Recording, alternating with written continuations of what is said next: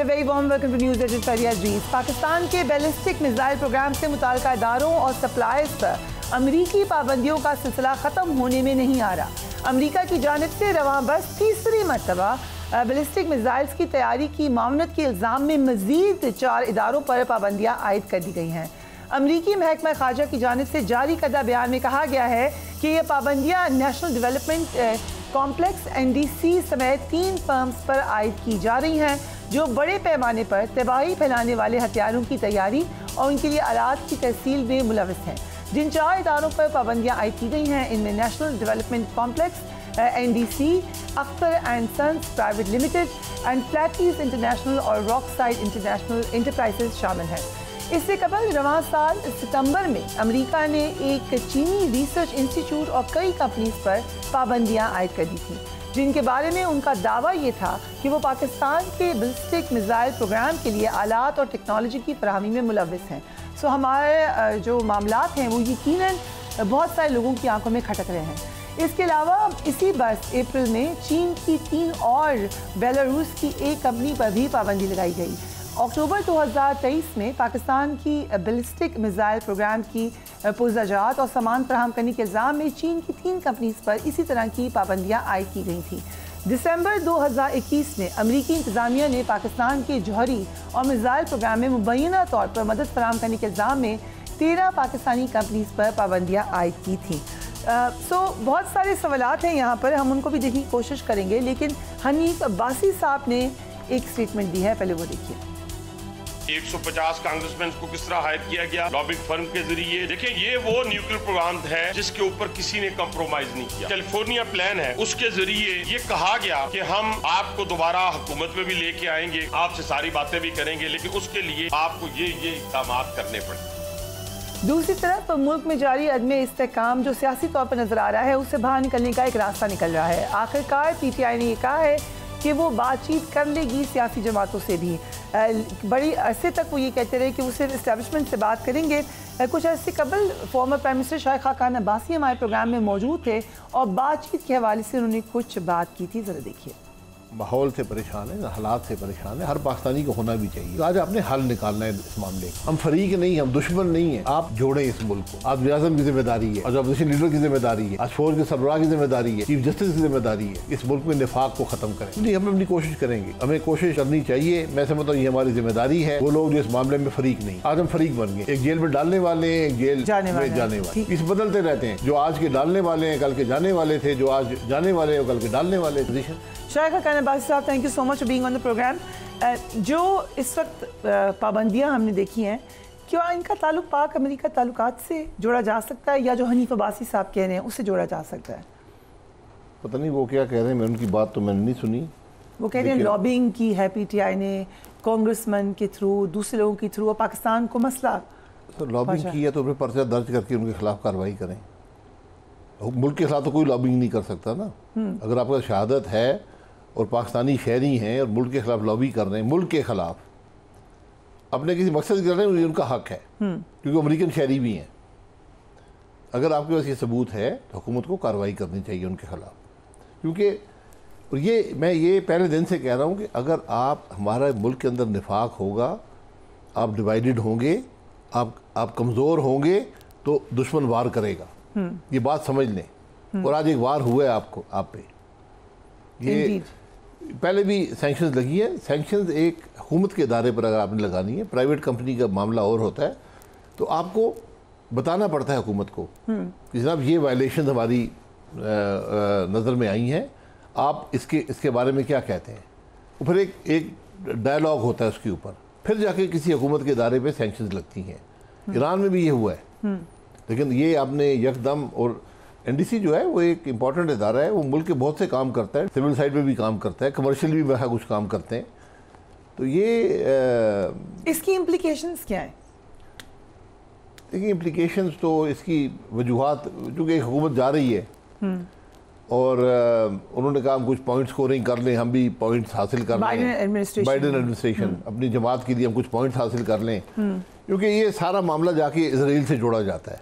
Okay, right. तो Israel से हम, क्योंकि इजराइल इंपॉर्टेंट है अमेरिका की सियासत में, तो उन्होंने कहा कि हम कुछ पॉइंट्स हासिल कर लेते हैं। और इजराइल को मसला है, इसराइल का मसला है। इसराइल देखें, इसराइल ने गाज़ा में 100 से ज़ायद लोग हर रोज़ शहीद किए, 14 महीने हो गए। दुनिया में इसकी मिसाल नहीं है।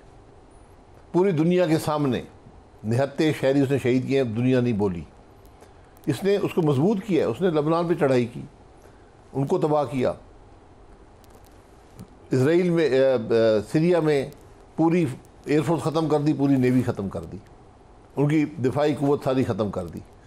अब वो उस पर चढ़ाई कर रहे हैं, यमन पे, वहाँ भी कुछ कर रहे हैं। और अब ये बात बहुत पर हल्के बात कर रहे हैं कि ईरान पे भी स्ट्राइक का सोच रहे हैं। ये बात चल रही है। और अगर आप कमज़ोर हुए तो आपको भी इन चीज़ों का सामना करना पड़ेगा। पाकिस्तान के लिए बड़ा लम्हा फिक्री है आज। So what should we do? अपना घर दुरुस्त करें सबसे पहले। किस तरह? घर दुरुस्त, यार बैठे ना, दुश्मनी तो नहीं है ना, बातचीत। आपने अगर आज मुल्क की सियासत को, मुल्क के निज़ाम को दुश्मनी में बदल दिया है, फिर आप नहीं दुरुस्त कर सकेंगे। पर इस वक्त तो बातचीत की बात हो रही है, लेकिन कोई भी पहला कदम उठाने से डर। सर बातचीत की बात क्या हो रही है? ये सब नूरा कुश्ती है। ये कोई दोनों सीरियस नहीं है, ना हुकूमत सीरियस है ना अपोजिशन सीरियस है। ओके, वो कहते हैं हमने कमेटी बना दी है, नाम दे दिया। कमेटी क्या भाई, पार्लियामान में आप सब बैठे हुए हैं, पार्लियामान में क्यों नहीं बात करते पाकिस्तान के अवाम के सामने? आपको बाहर जाके बंद कमरों में बात करनी है? क्या बात करनी है? अगर आपने मुल्क की बात करनी हो, मुल्क के अवाम की बात करनी हो, तो फिर पार्लियामान में करें। सो आपको संजीदा एफर्ट नहीं लग रही है इस वक्त? तो संजीदा ज़ात के लिए होगी ना, कि मैं कुछ हासिल हो जाए। हुकूमत को चाहती है हमें कुछ मिल जाए, हमें जो हमारे पास मैंडेट नहीं है उसको कबूलियत हासिल हो जाए, कुछ क्रेडिबिलिटी ये है। वो जो दूसरे हैं जो अपोजिशन में हैं, वो चाहते हैं कि हमें हमारा जो मैंडेट चोरी हो गया, हमें उसमें से कुछ हिस्सा मिल जाए। ठीक, तो हिस्सों से काम नहीं चलेगा। आपने मामलात को तय करना है, मुल्क का मफाद सामने रखना। किस वक्त आपको लगेगा कौन से ऐसे स्टेप्स हैं कि ये अब एक सीरियस एफर्ट होने जा रही है? वो क्या कोई सालिस किसी का जब इस मुल्क के पार्लियामान में एक सीरियस डिबेट नजर आएगी, अपोजिशन भी बैठी हो, कोएग्जिस्टेंस की, जी कोएग्जिस्टेंस नहीं, मुल्क के मामलात की, कि भाई ये मुल्क के मामलात हैं, अपोजिशन भी बात करे, उन मामलात का हल तलाश करें, एक टेबल पर बैठे हुए। असेंबली में आपको कभी हुआ लगा है जो इस वक्त की नहीं है ना? पिछली असेंबली में भी नहीं था। इसमें इमरान खान साहब की बड़ी कंट्रीब्यूशन है जी, इस पार्लियामानी निज़ाम की तबाही के अंदर। वो भी बड़ी जिम्मा किसी मामले से नहीं है, लेकिन आज एक बड़ी अपोजिशन है, एक हुकूमत है, क्यों आपस में बात नहीं कर सकते? जो और पार्टीज हैं बासी साहब, मसलन जो पार्लियामान के अंदर है, पीपल्स पार्टी एक बड़ी जमात है, MQM है, JUIF है, ये लोग क्यों नहीं कोई इंसेंटिव लेते? हुकूमत का हिस्सा है ना, वहाँ दो फरीक हैं, एक हुकूमत है, एक अपोजिशन है। ओके, सो दे ऑल जो इसमें कर सकते हैं पार्लियामान के अंदर, वो मौलाना फजल रहमान साहब हैं। हाँ, yes. और बाहर से भी कोशिश हो सकती है। मेरी ज़ाती बड़ी ख्वाहिश है कि ये मुल्क के लिए इस मुल्क की हुकूमत और अपोजिशन इकट्ठे बैठें और मामलात को हल करें, वरना दुश्मन आप पे वार करेगा। मैं आपको बता रहा हूँ, आपको मजीद मुश्किलात का सामना होगा। एज अ फर्स्ट स्टेप जो PTI ने 2 मुतालबात रखे हैं, तमाम सियासी कैदियों की रिहाई, दूसरा 9 मई और 26 नवंबर की जुडिशल इंक्वायरी, ये कैसे मुतालबात हैं? सर ये शराइत रख कर मुज़ाकरात नहीं होते। ठीक है, अनकंडीशनल ये बात आके वहाँ पे टेबल पे करें, ये बात वहाँ पे हो। ये शराइत रख के अब मैं बात ही नहीं करूँगा तो वो कहेंगे हमारी ये शराइत हैं, तो फिर इस तरह बात चलती नहीं है। जो एक ये भी कहा गया कि कुछ लोग अगर पॉलिटिकल एंटिटीज चली जाएं बानी PTI से मिलने के लिए, खुद उन्होंने मौलाना फजल रहमान अख्तर मेघल से कहा मैं मुलाकात करना चाहता हूँ, you could be one person, और लोग भी हो सकते हैं, ये कोई तरीका हो सकता है उनको इंगेज करने? मैं तो हाजिर हूँ। मौलाना साहब भी, हर शख्स ये चाहता है हाँ, कि भाई यहाँ पर कोई मुफाहमत हो, मुल्क की बात हो सके, मुल्क के मसाइल हल हों। हर क्या कहेंगे, क्या जाके उनको वो व्हाट कैन यू से? सियासी बात करेंगे, जो मैं आपसे कर रहा हूँ वही बात उनसे भी करेंगे। वो तो यही कहते हैं ना, मेरे पहले जुडिशल इंक्वायरी बनाओ, मेरा मैंडेट वापस करो। हम भी तो गुजर के आए ना, या कोई क़यामत आ गई है? सियासी लीडर जेल के अंदर मजबूत होता है, राइट, तो क्या हो जाएगा? आपका टोटल कितना अर्सा था जेल में वैसे बस साहब? जस्ट अभी इस दफा तकरीबन 9 साढ़े 9 महीने थे। एंड उससे पहले तकरीबन 2 साल, पौने 2 साल थे। तो टोटल मिला के 3 साल हम कैसे 3 साल के लगभग है जी। सो मुश्किल होती है जेल? आसान नहीं होती, लेकिन कोई ऐसी क़यामत नहीं है। कोई तब्दीली आती है? अगर आपके हाथ साफ हो, आपका ज़मीर मुतमईन हो तो कुछ नहीं होता। तब्दीली बहुत आती है, एक बहुत बड़ी तालीम है। आपको सोचने का मौका मिलता है, आपको अपने अमल को देखने का मौका मिलता है। ओके, मैं समझता हूँ कि इंसान वहाँ से बहुत बेहतर इंसान निकलता है। सो आपको ये उम्मीद है कि बानी पीटीआई भी तब्दील होकर निकलेंगे? मेरी ये ख्वाहिश है, मैं दुआ भी कर सकता हूँ। You are hopeful? जी, मैं हमेशा होपफुल रहता हूँ। राइट। हमने देखा कुछ ट्वीट्स, फायरी किस्म की ट्वीट्स हुई है, कुछ एक टेलीविज़न चैनल की तरफ से हुई, फिर उसके जवाब में एडवाइज़र टू डोनाल्ड ट्रंप की तरफ से हुई, आपने भी देखी होंगी। उसके बाद राना सनाउल्लाह ने कहा कि एब्सोल्युटली नॉट कहते थे खान साहब, लेकिन अब रिहाई अमेरिका के कहने पे होने जा रही है। इज़ दैट अ पॉसिबिलिटी कि अमेरिका के कहने पे रिहाई हो जाए? सर ना, यहाँ एब्सोल्युटली नॉट कभी हुआ है। ये सब हमने कहा था, ये नैरेटिव बनाया हुआ है ना। ऐसी कोई बात मेरी नज़र में नहीं है, कोई रिकॉर्ड में नहीं है। कहना चाहिए वैसे एब्सोल्यूट, बिल्कुल आप कह सकते हैं, आपका हक है, आपका हक कह सकते हैं जी। लेकिन किस बात पे कहेंगे? क्या आपको कहा गया था कि आपने एब्सोल्युटली नॉट कहा? ये सब बातें बनाई गई हैं ना, नैरेटिव बनाया जाता है। तो हम ये नहीं देखते कि मुल्क का क्या नुकसान होता है। क्योंकि दूसरे मुल्क ने कहा था, हमने कभी ये बात की ही नहीं है। हमने कहा नहीं, मैंने बहरहाल ये सियासत की। बट यू सेइंग कि you will not rule it out कि कोई ऐसा मामला हो। डोनाल्ड ट्रंप एक अनकन्वेंशनल सदर होंगे। yes. इससे पहले भी थे, अभी हैं। उनके एडवाइजर्स भी अनकन्वेंशनल लग रहे हैं। और ये चूंकि ह्यूमन राइट्स की बात आ जाए, ह्यूमन राइट्स के जुमरे में बात की जा सकती है। ठीक है। इमरान खान साहब आम आदमी नहीं है, इस मुल्क के वज़ीर-ए-आज़म रहे हैं, पूरी दुनिया उनको जानती है, ट्रंप से मिले भी हैं। तो ये ऐन मुमकिन है कि डोनाल्ड ट्रंप कह दे हाँ जी आपने क्यों उसको जेल में रखा हुआ है। क्या ह्यूमन राइट्स के खिलाफ है उनका जेल जाना? जी, बानी पीटीआई का आप भी तो गए, आप भी फॉर्मर प्राइम मिनिस्टर थे, आप भी जेल गए। ठीक है, देखिए ये दूसरा मुल्क कैसे व्यू करता है उस बात को। ओके, यू सेइंग कि डोनाल्ड ट्रंप उसको व्यू कर ले कि भाई ये ह्यूमन राइट की वायलेशन है। बट डू यू उसकी सोच है ना, मैं जरूरी नहीं कि मैं व्हाट डू यू थिंक है ह्यूमन राइट्स की वायलेशन? इस वक्त जो मुकदमात हैं, जिस तरीके से बने हैं, जमानत की जो मामलात हैं, सब ह्यूमन राइट्स की वायलेशन है। हमारी 77 साल की तारीख है ह्यूमन राइट्स की वायलेशन। ठीक है, हर प्राइम मिनिस्टर की ह्यूमन राइट्स की वायलेशन होनी ही होनी है, ये बात याद रखें। सो हम ये भी सुन रहे हैं कि अब जो फैसला महफूज हो चुका है 190 मिलियन पाउंड का, उसमें 14 साल की सज़ा हो जाएगी। और एक ये भी है कि शायद अमेरिकन दबाव जो कि फोर्स ही किया जा रहा है, जैसे कि खुद का एडवाइजर साहब ने, उसको काउंटर करने का एक तरीका है। मैं अदालत में था जब मियां नवाज शरीफ साहब को उम्र कैद की सज़ा हुई थी। Right, you were the prime minister? नहीं जी, मैं उनके साथ, आप उनके साथ हमराही मुल्ज़िम था। मैं भी उस केस में मुल्ज़िम था। ठीक है, त्यारा साजिश केस में मैं मेन एक्यूज था, वो हमराही मुल्ज़िम थे। You were the main accused? जी, बिकॉज मैं पीए के चेयरमैन तो मैं था ना, जहाज तो मेरे हाईजैकिंग पे चार्जेस थे, वो तो एक्सेसरीज में थे। उनको सजा हो गई उम्र कैद की। और आपको क्या हुआ? सजा दिलवाने वाले कहाँ हैं? और मियां नवाज शरीफ तो आज भी सियासत में है। सजा दिलवाने वाला कोई बंदा यहाँ पर नहीं है। So, आपको लगता है कि 190 मिलियन पाउंड केस भी वैसे ही होगा? 190 मिलियन पाउंड केस है तो अवाम के सामने केस को चलाएं। खुफिया अदालतों में केस चलेंगे तो ये नहीं चले, ये लोग कबूल नहीं करते, तारीख कबूल नहीं करती।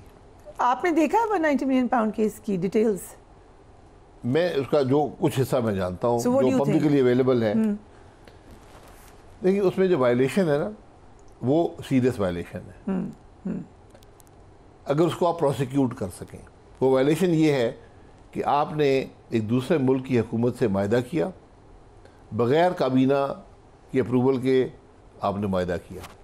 राइट। कोई मायदा आप किसी दूसरे मुल्क से कोई हुकूमत नहीं कर सकती बगैर काबीना के अप्रूवल के। मुझे याद है कि एक MOU था, I was going to say that, yes. एक MOU था जिसमें एक लफ्ज़ चेंज हुआ।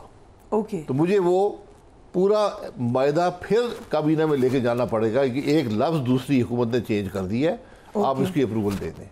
राइट। यहाँ पर आपने 190 मिलियन पाउंड आपके एक शहरी से ब्रिटिश गवर्नमेंट ने ले लिए। उन्होंने कहा जी कि ये उसकी सोर्स ऑफ फंड्स नहीं दे सके, वो पाकिस्तान हुकूमत की मलकियत बन जाते हैं।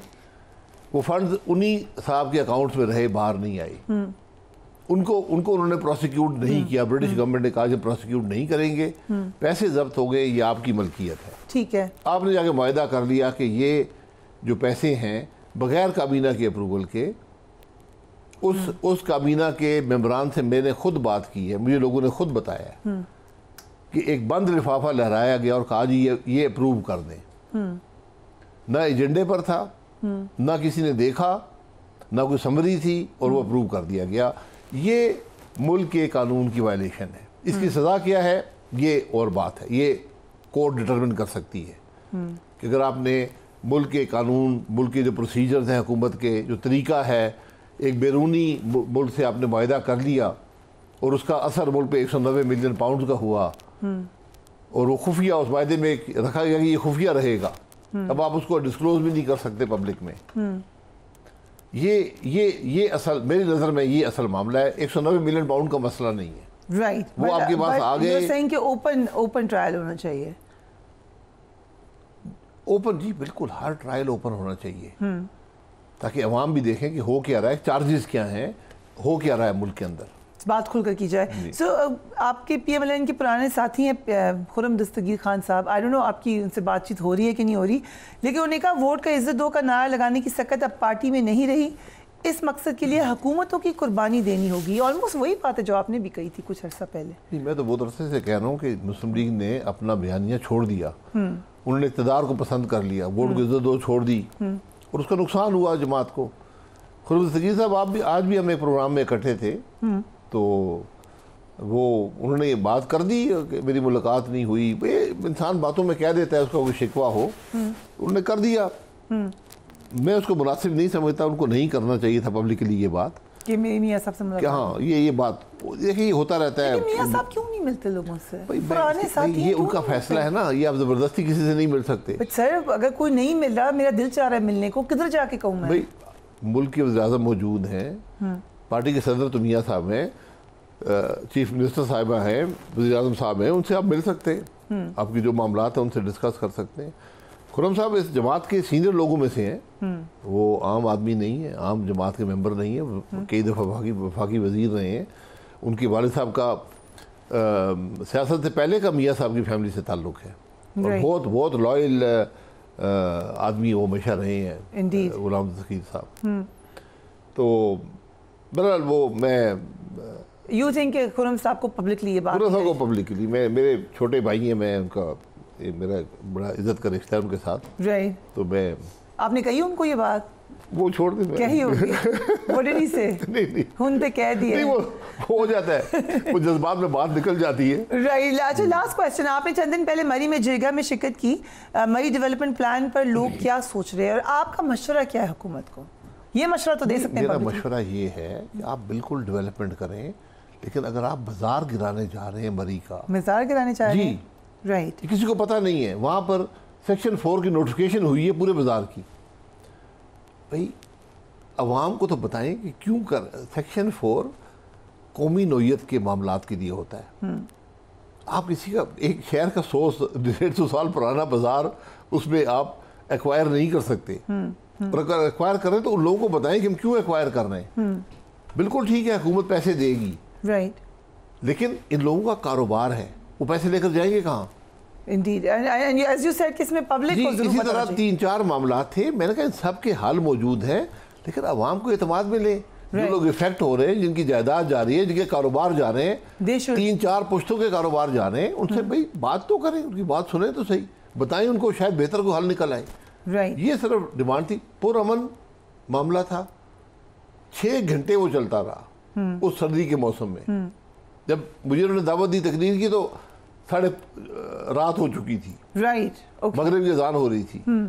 तो उसके बाद 780 के पर्चे, रेवन्यू की तरफ 780 शुरू हो गया, हर आदमी पे 780 है। तशद्दुद, यानी हम जो उधर बैठे हुए थे, जो भी 5-10 हज़ार आदमी है, उससे जो भी ज़्यादा थे, वो सब दहशतगर्द बना दिए गए। सो आप भी अब दहशतगर्दों की? नहीं, मैं तो पहले का दहशतगर्द, पहले से ही है। Thank you so much. मुझे पर्चे हुए नहीं है, मुझे पता भी नहीं, ना मुझे परवाह है, लेकिन 780 पुरअमन लोगों पे नहीं लगता, ये दहशतगर्दों के लिए होता है जो लोगों को कत्ल करते हैं। ठीक, that's information. Thank you so much Shahid Khan भाई साहब, हमारे साथ मौजूद थे। Will take a break and we will be right back.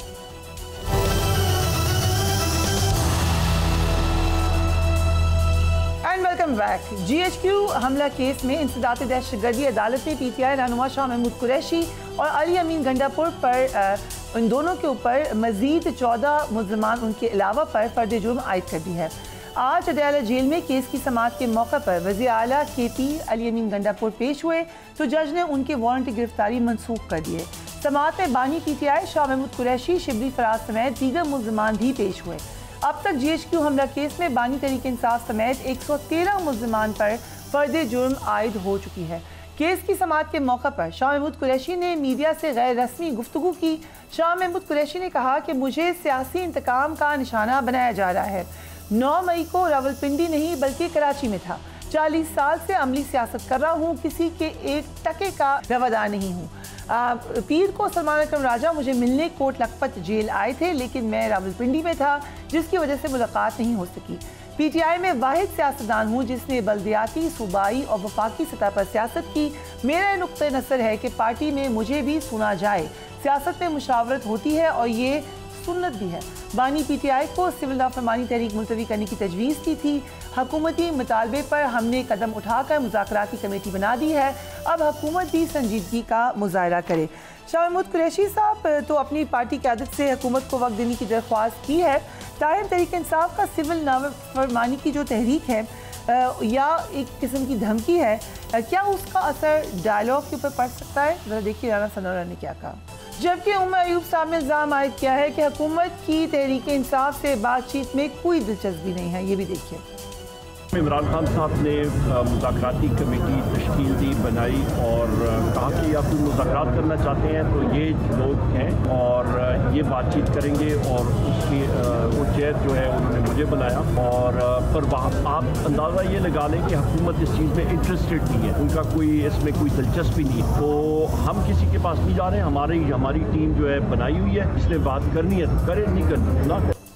Rauf Hasan साहब हमारे साथ मौजूद हैं। Thank you so much for joining us on the programme. Rauf साहब, आप ही का एक स्टेटमेंट था जो आपने एक प्रोग्राम में कहा कि इस्टेब्लिशमेंट से राब्ता है और बातचीत जारी है। खबरें ये भी आ रही थी कि राब्ते अली अमीन गंडापुर और बैरिस्टर सैफ के ज़रिए ही हो रहे थे। ये अभी भी जारी है राब्ते या ये सिर्फ उस वक्त है? ये कब के मेरे आप बयान की बात कर रही हैं? जी, आपका बयान था एहतजाज के दौरान, उससे थोड़ा पहले, मतलब बरसा दराज पहले की बात आप कर रही हैं ना? तो आज तो देखिए डायनामिक्स सब चेंज हुए हैं। हमारे उनके साथ देखिए कांटेक्ट है, एंगेजमेंट मौजूद है। वो हम हाँ देखिए खैबर पख्तूनख्वा में हमारी हुकूमत है और आपको पता है कि because of the state of law and order in Khyber Pakhtunkhwa वहाँ सिक्योरिटी इस्टेब्लिशमेंट और इंटेलिजेंस एजेंसीज की खासी एंगेजमेंट रहती है और उनके साथ हमारी एंगेजमेंट रहती है। सो उनके साथ राब्ता तो हमारा 24 घंटे का होता है।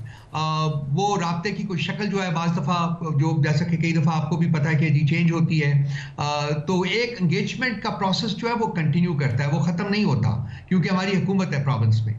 उसकी वजह से एक नेसेसिटी है कि जी हम उनके साथ कॉन्स्टेंटली एंगेज्ड रहें। सो वी कैन से कि एक वर्किंग रिलेशनशिप मौजूद है, उसकी वजह से बातचीत भी है। सो अगर इस्टेब्लिशमेंट से ये राब्ते, ये रिश्ते मौजूद हैं तो हुकूमत से मुज़ाकरात की ज़रूरत क्यों पेश आई?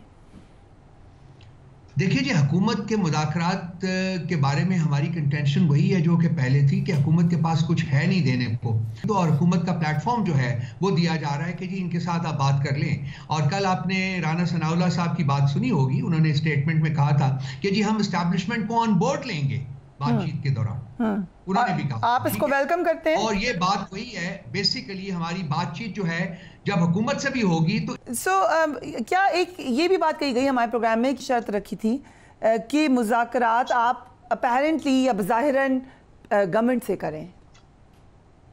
देखिए ऐसी कोई शर्त का मुझे नहीं पता, ना ही मेरा ख्याल है ऐसी कोई शर्त दी गई है।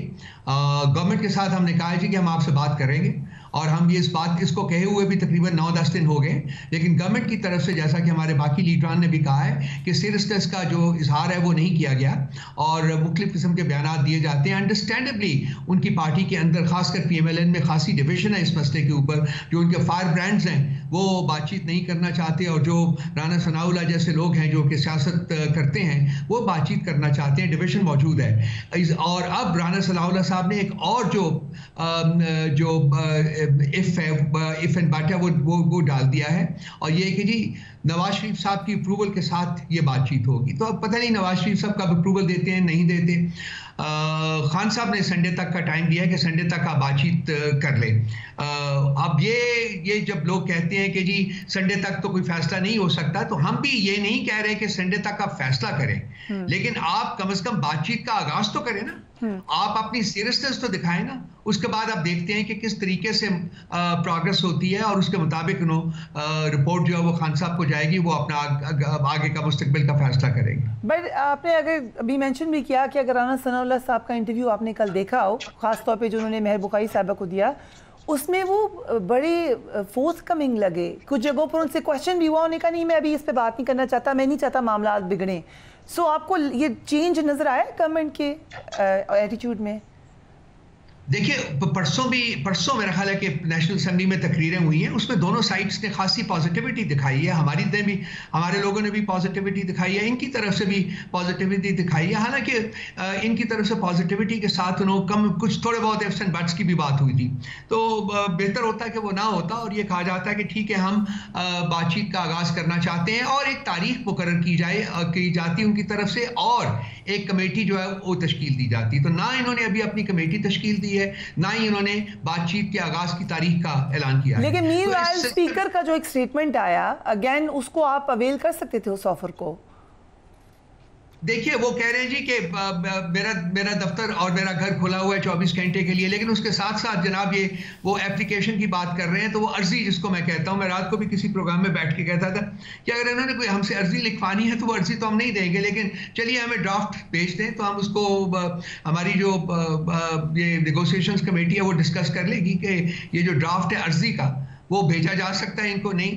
देखिए नेशनल असेंबली में जो तकरीरें होती हैं आपको पता है उनका एक एक लफ्ज जो है वो रिकॉर्ड किया जाता है, तो वो मेरा ख्याल है दैट वाज इनफ। अगर ये लोग सीरियस हों मुज़ाकरात के बारे में तो उसके बाद ये अर्जी वर्जी की बात ना करें, बल्कि मुज़ाकरात की तारीख का ऐलान करें और कमेटी बनाएं अपनी।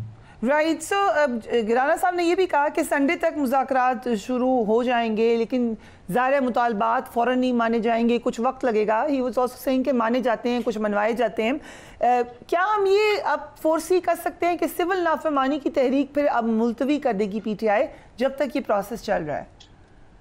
देखिए खान साहब ने ऑलरेडी उसको मुलतवी किया संडे तक, और संडे तक का टाइम दिया है कि जी मुज़ाकरात को ट्राई कर लें। अब देखना है कि जी मुज़ाकरात शुरू होते हैं तो किस किस्म के माहौल में होते हैं और किस तरीके से प्रोग्रेस आगे होती है। सो वो रिपोर्ट जो है, जैसे कि मैंने पहले कहा है आपको, कि वो रिपोर्ट पर खान साहब के पास जाएगी और फिर उसके मुताबिक फैसला किया जाएगा कि उन्होंने और सिविल नाफरमानी की तहरीक के लॉन्च करने में और उसको ताख़ीर करनी है या कि नहीं। अगर कोई प्रोग्रेस नहीं होती तो फिर वक्त ज़ाया करने की बात शायद ना हो। लेकिन मेरा ख्याल है कि बातचीत सब जो मुस्तकबिल के फैसले हैं वो डिपेंड करते हैं एक बात के ऊपर कि बातचीत कब शुरू होती है। राइट। सो 190 मिलियन पाउंड केस का भी फैसला आना है, फैसला महफूज हो चुका है, पीर को सुनाया जाएगा। अगर उन्हें सज़ा दे दी जाती है, दूसरी तरफ मुज़ाकरात हैं और प्रिडिक्शन एक ही की जा रही है कि 14 साल तक सज़ा हो सकती है, इसका कोई असर पड़ेगा मुज़ाकरात पर? ये देखिए जी मुज़ाकरात के ऊपर इस किस्म की फेक एंड फ्रिवलस केसेस का असर तो पड़ता है, लाजमी बात है। हमारे जो सपोर्टर्स हैं, एक्टिविस्ट हैं, उनमें वो आगे बहुत तैश में हैं। लाजमी बात है कि उनका गुस्सा जो है मजीद एग्रवेट होगा, तैश उनका और उनको तैश आएगा, क्योंकि इस किस्म की गैर आइनी और गैर कानूनी केसेस बना के आप कब तक खान साहब को जेल में रख सकते हैं। ऑलरेडी 500 से ज़्यादा दिन हो गया कि वो जेल में मौजूद हैं। एक केस की भी कोई बेसिस नहीं है, दहाई सब के सब झूठे फ्रेब वाले केसेस हैं। तो मेरा ख्याल है कि ये हुकूमती जो तरफ है उनको सोचना चाहिए, बहुत सीरियसली सोचना चाहिए कि अगर वो जेन्युइनली मुज़ाकरात करने में इंटरेस्टेड हैं तो इस किस्म के कामों को पसपुश डालें, इस किस्म के कामों को बट एग्जीक्यूट करें, जिससे कि जो हमारे और उनके दरमियान फासला है वो मज़ीद बढ़े और जो हमारे और उनके दरमियान एक जो डिस्कम्फर्ट की फीलिंग है वो मज़ीद बढ़े। उसको उन्होंने नहीं, उनको कोशिश करनी चाहिए कि ऐसी कोई स्टेप ना उठाएं जिससे कि ये फासले जो है वो मजीद बढ़े। रऊफ साहब हम एक क्विक ब्रेक ले रहे हैं, we will be right back.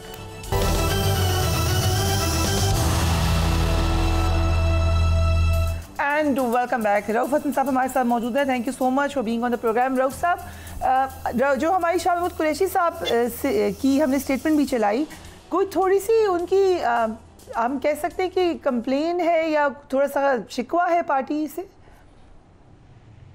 नहीं, मुझे कंप्लेन या शिकवा तो नज़र नहीं आता जी। मेरा ख्याल है कि हमारे मुख्तलिफ लोग जो हैं वो जाते रहते हैं, उनको मिलते रहते हैं, उनसे जो इश्यूज़ हैं उनको डिस्कस करते रहते हैं, उनकी इनपुट लेते रहते हैं। मेरा नहीं ख्याल कि कंप्लेन के ज़ुमरे में कही है, लेकिन लाजमी बात है कि वो जेल में हैं। जेल में मिलना जो है वो एक बहुत बड़ा एक मसला है, इजाज़तें लेनी पड़ती हैं, तो उतनी फ्रीक्वेंसी के साथ लाजमी बात है कि उनसे मुलाकात नहीं हो पाती, उनको कंसल्ट नहीं किया जा सकता।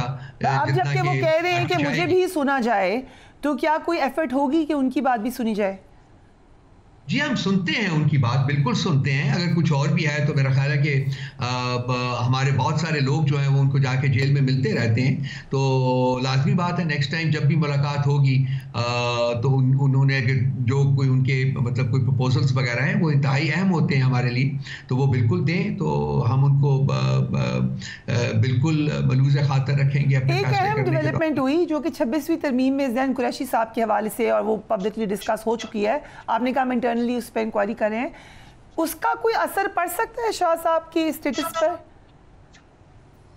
नहीं, मेरा ख्याल है कि वो पार्टी का एक अंदरूनी मामला है और पार्टी उसके बारे में शो कॉज नोटिस तो इशू हो चुके हुए हैं। आपको पार्टी जो है एक अप्रोप्रिएट टाइम के ऊपर उसके बारे में फैसले करेगी, तो वो शाह साहब का कोई उसमें ताल्लुक नहीं बनेगा इन द सेंस। बट क्या ज़ैन कुरैशी साहब को भी शो कॉज हुआ है? जी, हुआ है, बिल्कुल हुआ है। तो वो मेरिट के ऊपर फैसले होंगे, मेरिट के ऊपर फैसले होंगे, उसमें कोई भी शामिल हो, कोई भी इन्वॉल्व हो, वो तमाम फैसले जो हैं वो कुलियतन मेरिट के ऊपर होंगे और कोई फैक्टर उसमें काउंट नहीं करेगा। राइट। सलमान अहमद साहब को आज पार्टी से निकाल दिया गया। एक तासुर ये क्या कि आप तो डायनेस्टिक पॉलिटिक्स के बिल्कुल ख़िलाफ़ हैं, अगर उनकी एक राय है फैमिली के हवाले से, इस पे पार्टी से निकाल दिया गया इतना सख्त एक्शन? देखिए जी, वो उसकी बदजुबानी कर रहा था बहुत देर से, वो ख़वातीन के बारे में इस किस्म की गुफ्तगू कर रहा था जो एब्सोल्युटली नाकाबिले बर्दाश्त है। मैं तो हैरान होता हूँ कि इतनी देर उसको बर्दाश्त क्यों किया पार्टी में, बहुत पहले उसको निकाल देना चाहिए था। तो मेरा ख्याल है जो फैसला किया पार्टी ने वो बिल्कुल ठीक किया है। उसकी ज़ुबान, उसका अंदाज़ गुफ्तगू और फॉल्स एलिगेशंस जो कि वो बहुत फ्रीक्वेंसी के साथ लगा रहा था, आई डोंट थिंक कि किसी भी पोलिटिकल पार्टी में इस किस्म के कॉन्डक्ट की कोई जगह होती है। तो पार्टी का फैसला बिल्कुल ठीक है, बल्कि पहले हो जाना चाहिए, तो इससे पहले हो जाना चाहिए। सो रऊफ साहब, इस तरह तो बड़े ऐसे से ये बात कही जा रही है, आप भी कह चुके हैं, कुछ इंटरनेशनल अकाउंट्स हैं जो कि तासुर देते हैं, वो पीटीआई के हैं, उनका मौक़िफ़ है, कुछ आपके पुराने पीटीआई के लोग हैं, कुछ जर्नलिस्ट हैं जो पहले पाकिस्तान में थे, और वो लगता ही है कि पीटीआई का मौक़िफ़ है। क्या उनसे भी आपको डिटैचमेंट नहीं दिखानी चाहिए, क्योंकि वो भी नॉट नेसेसरली पार्टी का ही मौक़िफ़ दे रहे हैं? देखिए, ये स्पेसिफिक्स की बात है, तो वे भी पार्टी में अगर कभी पार्टी के नोटिस में आते हैं ऐसी चीज़ें, तो पार्टी जो है अपने जो अप्रोप्रिएट फोरम्स है उसके ऊपर डिस्कस करेगी और कोई फैसला करेगी। लाजमी बात है, मेरे लिए मुनासिब नहीं होगा कि मैं किसी के बारे में बात करूं। राइट, ठीक है, आपने कहा कि आपके लिए मुनासिब नहीं होगा, बट आई एम श्योर कि आप की ओपिनियन इस हवाले से ज़रूर मौजूद होगी। सोशल मीडिया अकाउंट पर आप जानते हैं कि बहुत अताब रहा पीटीआई पर, और अभी बदजुबानी की बात हुई, उन अकाउंट्स के ऊपर भी नाराज़गी रही है। इसके हवाले से कोई पॉलिसी बनाई है? ये भी पार्टी का इंटरनल मामला है, वो पार्टी अपने अप्रोप्रिएट फोरम्स के ऊपर डिस्कस करेगी। अगर कभी कोई प्रॉब्लम हुआ इस स्टेज के ऊपर, जबकि आप और हम बात कर रहे हैं, मेरा नहीं ख्याल कि इस सिलसिले में किसी किस्म का कोई इशू मौजूद है, लेकिन अगर किसी स्टेज के ऊपर कोई इशू राइज होता है तो जो बड़ी इंटरेस्टिंग डिबेट रही है वो ऑब्वियसली जो newly nominated adviser to Donald Trump हैं उनके हवाले से रही है। रिचर्ड साहब के, उन्होंने बड़ा खुलकर सपोर्ट किया खान साहब की। Were you happy to see that support? देखिए, सिर्फ उन्होंने सपोर्ट नहीं किया, बल्कि और भी बहुत सारे लोग हैं जिन्होंने सपोर्ट किया। कांग्रेस की बात है, यहाँ सेनेट की बात है, यहाँ यूरोपियन यूनियन की बात है, यहाँ ईयू कमीशन की जो रिपोर्ट है उसकी बात है, या कॉमनवेल्थ कमीशन की रिपोर्ट की बात है। किस किस की आप बात करेंगे? बट ऑब्वियसली जिन्होंने कहा है कि जी पाकिस्तान के इलेक्शंस के ऊपर ऑडिट होना चाहिए, वो सिर्फ रिचर्ड गैनल की बात तो नहीं करेंगे ना हमने, या आप खलीलात की बात तो नहीं करेंगे, या आप बिल्सन की बात तो नहीं करेंगे, या आप गेट्स की बात तो नहीं करेंगे।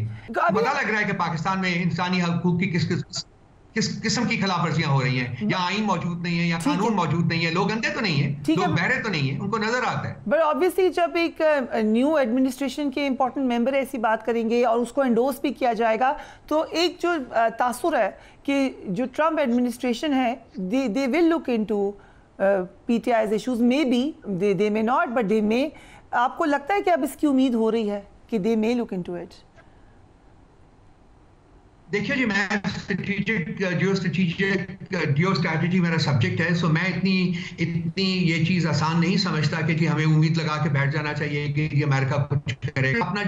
अपनी जो जद्दोजहद है उसको जारी रखे हुए पार्लियामेंट में कानूनी महाज के ऊपर और पुरअमन एहतजाज के जरिए वो हम जारी रखेंगे। खान साहब इंशाल्लाह ताला बाहर आएंगे और बहुत जल्द बाहर आएंगे, लेकिन उसके साथ साथ ये भी होना चाहिए कि पाकिस्तान में जो जिस ब्लेटेंटली और जिस बहुतात में इंसानी हकूक की खिलाफ वर्जियां हो रही हैं, जिस बेदर्दी से आइन और कानून को पामाल किया जा रहा है, क्योंकि अगर ये नहीं सोचेंगे तो लाजमी बात है कि सारी दुनिया आपको पता रेजोल्यूशंस पास हो चुके हुए हैं। कांग्रेस के 60-70 वर्चुअली यूनानिमसली कांग्रेस ने अपनी हुकूमत को देखा था कि इन मामलों के ऊपर देखिए ब्रिटिश हाउस ऑफ कॉमन्स में रेजोल्यूशन पास हो चुका हुआ है। ब्रिटिश हाउस ऑफ कॉमन्स के मेंबर्स जो हैं जो चुके हुए हैं लिख रहे हैं, हर तरफ आवाज उठ रही है पाकिस्तान में जो इस वक्त स्टेट ऑफ अफेयर्स है उसके बारे में। तो इसका नोटिस ले, खुद नोटिस ले और रेमेडियल मेजर्स जो है जो कि इमीडिएटली लेने चाहिए उन्हें वो ले, ताकि हालात बेहतर हो सके। राइट रफाजन साहब, thank you so much for giving us time. यकीनन बहुत सारे मामलात अभी इस वक्त हम कह सकते हैं कि कब्ज़ वक्त है, लेकिन अगर ये संडे तक बातचीत का आगाज़ हो जाता है हुकूमत और अपोजिशन के दरमियान, ये एक बहुत ही अच्छा कदम होगा, एक खुशाइंद कदम होगा। So we'll keep our hopes up. Do take care of yourself. अल्लाह हाफ़िज़।